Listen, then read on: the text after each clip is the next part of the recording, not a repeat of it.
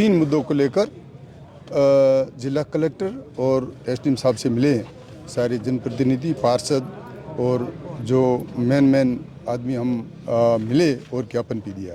हमारी तीन मांगे, एक तो है एसआईआर के तहत ये नाम काट रहे हैं। हमने इनको कहा कि आप इस तरह से बदले की भावना से नाम मत काटो।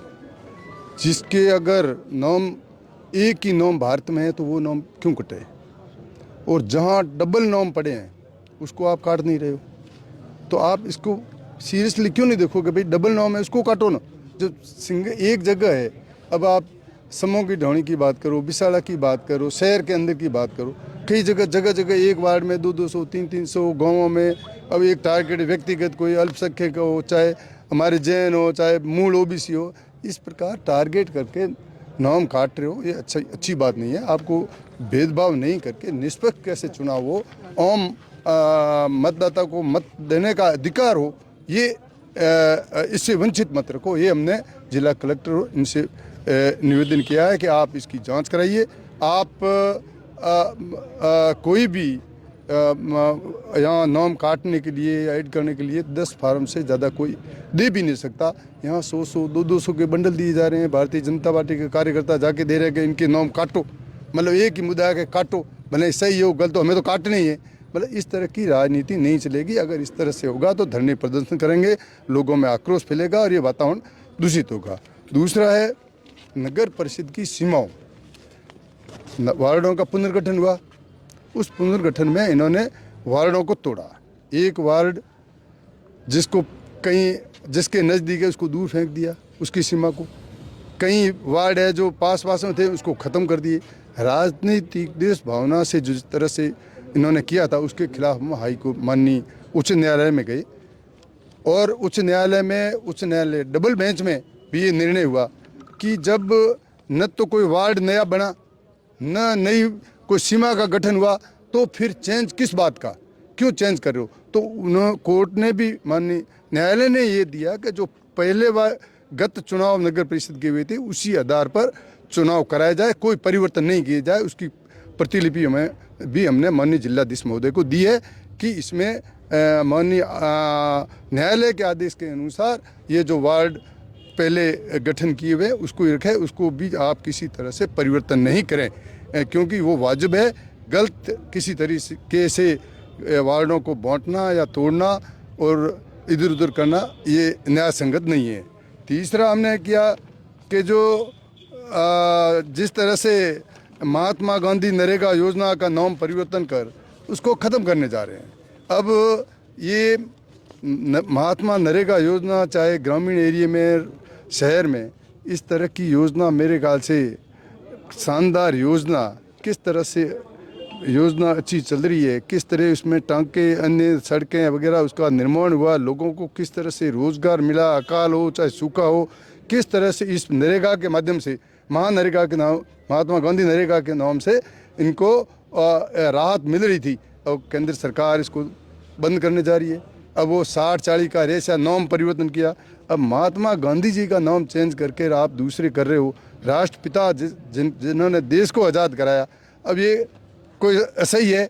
क्यों राजनीति कर रहे हो? और उसके बाद भी जब ये केंद्र सरकार ये नरेगा के अंदर 100% अनुदान देती थी, अब 60-40 कर दिया कि 40% राजस्थान सरकार देगी। अब 40% राजस्थान सरकार के पास तो पहले ही पैसे नहीं है। अब सरकार के पास पैसे नहीं तो नरेगा चलेगी कहाँ से? सरपंच 2-2 साल से पहले ही चिल्ला रहे हैं, उनके पैसे आ नहीं रहे, पेमेंट आ नहीं रहा है। तो इस तरह से राजनीति जो हो रही है, नरेगा का जो महत्वपूर्ण मुद्दा जो हमारी सरकार ने, हमारे आदरणीय मनमोहन सिंह जी, सोनिया जी और राहुल जी के नेतृत्व में जो नरेगा का नियम रोज़गार गारंटी का लागू किया था, उनको ये बंद करना चाह रहे हैं।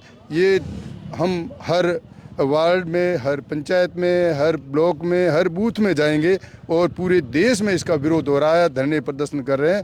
कांग्रेस चाहती है कि इस तरह का परिवर्तन नहीं करें, क्योंकि ये आम जन, आम गरीब, आम किसान सभी से जुड़ी हुई ये योजना है। इसका लाभ आम आदमी को मिले, इसको बंद नहीं करें। ये इसके लिए भी हमने ज्ञापन माननीय जिला कलेक्टर को दिया है और जगह जगह हमारे धरने प्रदर्शन भी हो रहे हैं, हम गाँवों में भी जा रहे हैं।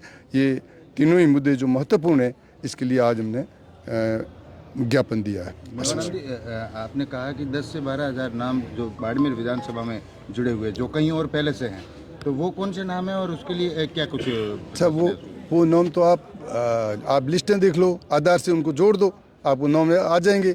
अब बाहर गांव में बैठे हैं, शहर में बैठे हैं, 3-3 जगह नाम, एक नहीं 2 जगह भी नहीं, 3-3 जगह भी नाम है। तो ऐसे 3-3 जगह नाम है, और एक जहाँ जिनका एक नाम है वो भी आप काट रहे हो। ये कोई नया सिंह थोड़ी भी।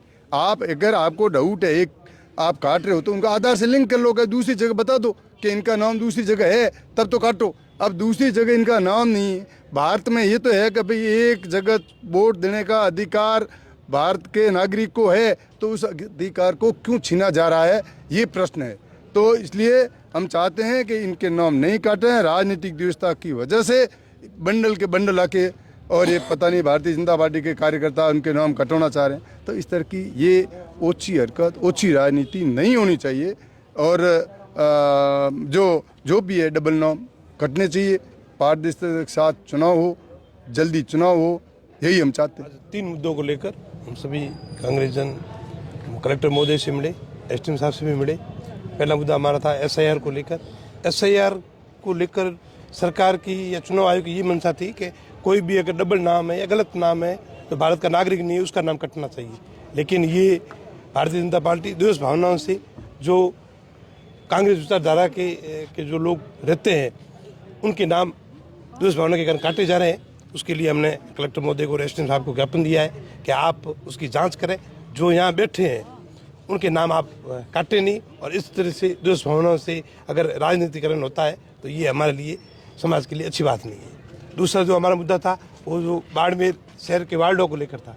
इसमें माननीय उच्च न्यायालय के डबल बेंच ने ये फैसला दिया है कि अगर आप वार्डों की संख्या नहीं बढ़ाते हो या वार्डों का पुनर्गठन नहीं होता है या उस शहर का विस्तार नहीं होता है, तो आप वार्डों के साथ में छेड़छाड़ नहीं करोगे। 55 वार्ड है और 55 ही रहेंगे, ऐसा माननीय उच्च न्यायालय ने फैसला दिया है। उसके